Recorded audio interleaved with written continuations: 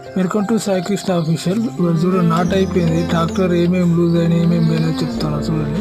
So ఇది loose అయింది, పట్టి మీద టాప్లింగ్ టచ్ ఇచ్చే లింక్ రాడాది, అది పోయింది, అది లూజ్ అయిపోయింది, నట్లు లూజ్ అయిపోయింది. సో ఇది క్రాసులు పోయినాయి, సౌండ్ వస్తుంది కదా, ఈ లింక్ క్రాసులు పోయినాయి. మళ్ళా